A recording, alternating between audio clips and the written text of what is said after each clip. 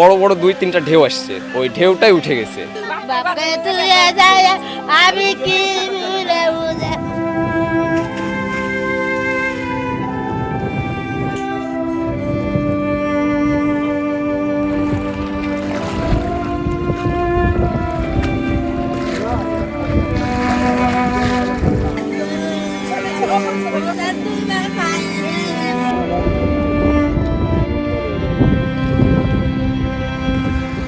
শুরু থেকে নৌকাটা ঠিক এদিক থেকে আসছিল, আস্তে আস্তে নৌকাটা ঠিক মানে ঘুরে গেছে আর কি, ঘুরে মানে উথালো পাতালো করছে নৌকা। বড় বড় ২-৩টা ঢেউ আসছে, ওই ঢেউটাই উঠে গেছে। তখন আস্তে আস্তে নৌকা যখন স্থিরভাবে ডুবে, এরা ৮জন কি ৯জন আমি গুনছি, এখন সঠিক বলতে পারছি না, ৯টা মনে হলো। এখন আস্তে আস্তে আবার শুনছি যে নাকি ৮টা। আমরা আসা মাত্রই নৌকা ডুবে গেছে। ছেলেপেলেকে উদ্ধার করে তাৎক্ষণিকভাবে আমাদের রাজশাহী মহানগর যুব দলের অধীনস্থ 12 নম্বর ওয়ার্ড যুব দলের সিনিয়র যুগ্ম আহ্বায়ক হেলাল ছিল।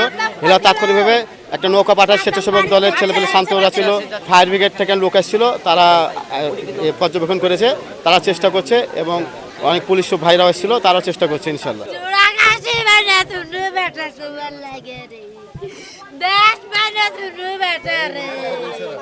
সাড়ে 12টার দিকে পদ্মা নদীতে পদ্মা ঘাট সংলগ্ন উত্তাল পদ্মাতে একটি নৌকা ডুবি হয়।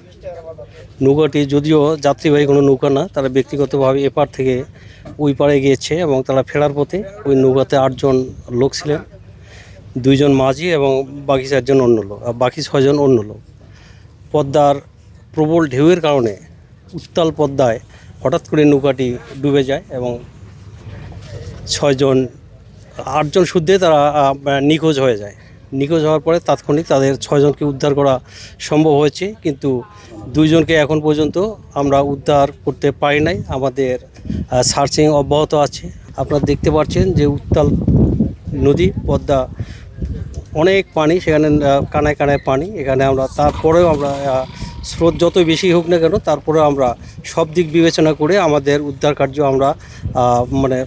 কার্য পরিচালনা করে যাচ্ছি।